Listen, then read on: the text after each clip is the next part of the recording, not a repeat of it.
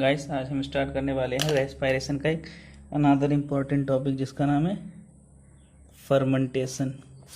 Fermentation क्या है? Fermentation एक प्रोसेस है जो ग्लाइकोलिसिस के बाद होती है, जो कि ग्लाइकोलिसिस के बाद होती है। ग्लाइकोलिसिस में ग्लूकोज का पार्शियल ऑक्सीडेशन होता है। किसमें? ग्लूकोज का पायरुविक एसिड में। ठीक है, अब यही पायरुविक एसिड का क्या होगा? फर्मेंटेशन। फर्मेंटेशन दो तरीके का होता है, एक होता है एल्कोहलिक फर्मेंटेशन, एक होता है lactic acid fermentation. Lactic acid fermentation. Alcoholic fermentation में एक दो स्टेप होते हैं। पहली स्टेप में डीकार्बोक्सिलेशन होता है, CO2 निकलता है, और दूसरी स्टेप में रिडक्शन होता है। दूसरी स्टेप में और रिडक्शन नहीं, सॉरी, ऑक्सीडेशन होता है। ठीक है, लैक्टिक एसिड फर्मेंटेशन एक स्टेप में होता है। आइए पढ़ते हैं एक एक करके। Lactic acid fermentation. देखिए, लैक्टिक एसिड फर्मेंटेशन में पायरुविक एसिड पर एक एंजाइम लगता है जिसका नाम होता है लैक्टेट डिहाइड्रोजिनेज।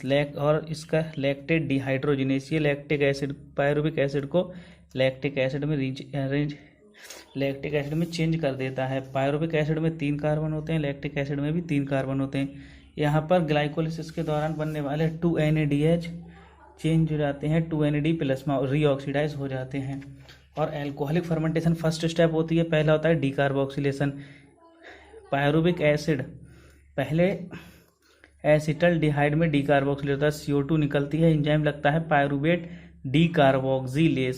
सेकेंड स्टेप में जब पायरुविक एसिड पहली स्टेप में चेंज हो जाएगा एसिटल डिहाइड में, सेकेंड स्टेप में एसिटल डिहाइड एथिल अल्कोहल में चेंज होता है।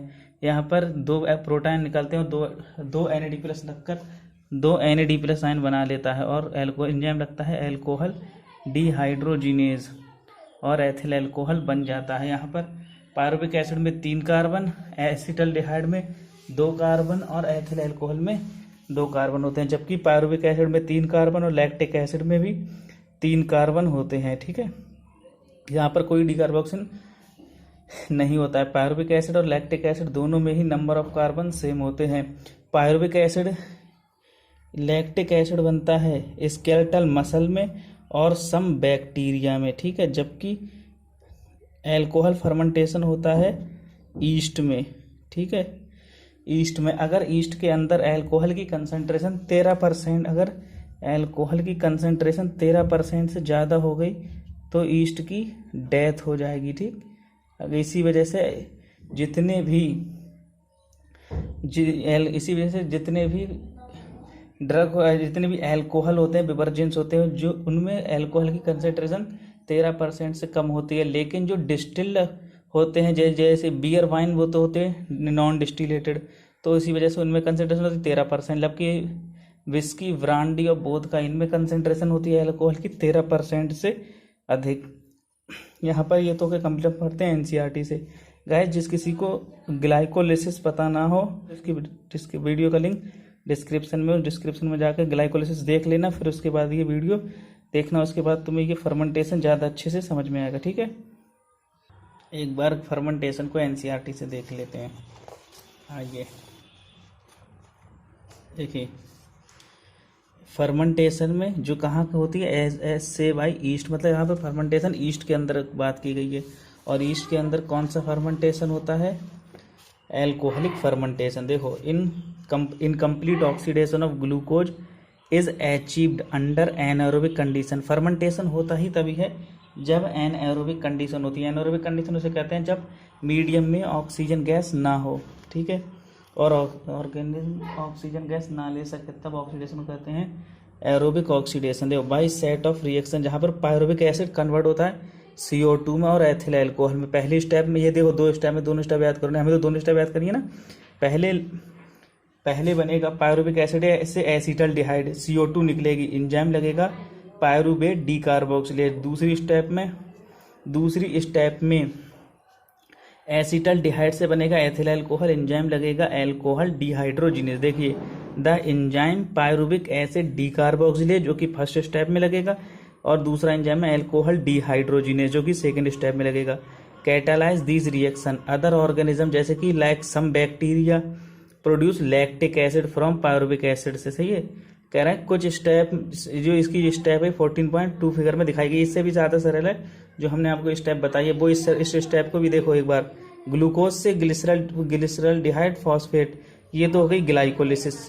पायरुविक 3 फॉस्फोग्लिसरिक एसिड और फॉस्फिनॉल पायरुवेट, ये पूरी प्रोसेस ये है जो इतनी, ये तो इतनी हो गई ग्लाइकोलिसिस। अब ये जो दूसरी स्टेप है ये देखो, पायरुविक एसिड से लैक्टिक एसिड, ये हो गई लैक्टिक एसिड फर्मेंटेशन, एंजाइम लगेगा लैक्टेट डिहाइड्रोजिनेज। दूसरी है पायरुविक एसिड से एथिल अल्कोहल, देखिए फर्स्ट स्टेप सेकेंड स्टेप दोनों स्टेप हो गई। यहाँ पर ये जो जगह खाली यहाँ पर आएगा एसिटल डिहाइड, तो पहले स्टेप में एंजाइम लगेगा लैक्टेट पायरुवेट डीकार्बोक्सिलेज, और दूसरी स्टेप में अल्कोहल डिहाइड्रोजिनेज। देखिए मसल में भी लैक्टिक एसिड, कहाँ लैक्टिक एसिड बनेगा सम बैक्टीरिया में और स्केलेटल मसल में, जबकि एथिल अल्कोहल बनेगा ईस्ट के अंदर।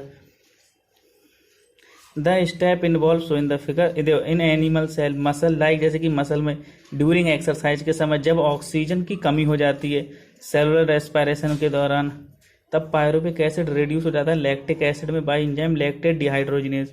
करें द रिड्यूसिंग एजेंट यहाँ पर क्या होते हैं NADH प्लस H+N। NADH का NAD का फुल नाम पूरा नाम होता है nicotinamide adenine dinucleotide, nicotinamide adenine dinucleotide which is reoxidise हो जाता है NAD प्लस में इन दोनों ही प्रोसेस में, चाहे लैक्टिक एसिड फर्मेंटेशन हो चाहे एल्कोहलिक फर्मेंटेशन हो। In both lactic acid and alcoholic fermentation में नॉट मच एनर्जी यहाँ पर, क्योंकि देखो नेट गेन सिर्फ 2 ATP का होता है यहाँ पर तुम्हें कहीं पूरी प्रोसेस में, ये देखो फर्मेंटेशन में कहीं भी पूरी फर्मेंटेशन में तुम्हें कहीं भी ATP बनते हुए दिख रहा है नहीं ना, सिर्फ जो ग्लाइकोलिसिस में 2 ATP बने थे वही देख लेना। और ग्लाइकोलिसिस की लिंक तुम्हें अगली वीडियो में इसी वीडियो के डिस्क्रिप्शन मिल जाएगी, उसमें देखकर ग्लाइकोलिसिस जरूर देख लेना, तुम्हें फिर ये फर्मेंटेशन भी बहुत अच्छे से समझ में आ जाएगा। In both lactic acid and alcoholic fermentation not much energy is release, less than 7%। जो ग्लूकोज के अंदर एनर्जी स्टोर होती है उसका 7% से भी कम फर्मेंटेशन में एनर्जी रिलीज होती है। Less than 7% of energy in glucose is release and not all of it trapped as high energy bond of ATP। ठीक है, ये ATP ग्रुप में बहुत कम एनर्जी मिल पाती है, कितने सिर्फ 2 नेट गेन ऑफ 2 ATP का होता है। Also the processes are hazardous होती है, देखो अगर वही करें ना आइदर एसिड या एल्कोहल की प्रोड्यूस्ड होता है, जो कि करें what is the net ATP that are synthesised calculate, दो ग्लूकोज जो ग्लाइकोलिसिस के दौरान 2 नेट ATP का गेन होता है, वही 2 बस नेट ATP का गेन होता है। देखो yeast poisons themselves to death when the concentration of alcohol reach about 13%। जब अल्कोहल की कंसंट्रेशन 13% या उससे ज़्यादा हो गई तो ईस्ट की डेथ हो जाती है। ठीक है, तो कह रहा क्या मैक्सिमम अल्कोहल की कंसंट्रेशन क्या होगी, बेवरेजेंस उन्हें कहते हैं जो पीने वाले नशीले पदार्थ होते हैं, जैसे कि beer, wine, whisky, brandy, vodka, rum. ठीक है, हाँ रम।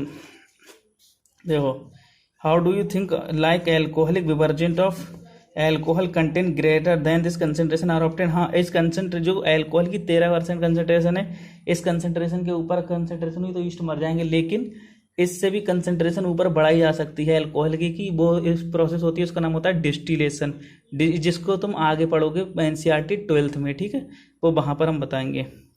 कह रहे हैं what then is the process by which organism can carry out complete oxidation of glucose and extract the energy stored to synthesize a large number of ATP molecule needed for cellular metabolism।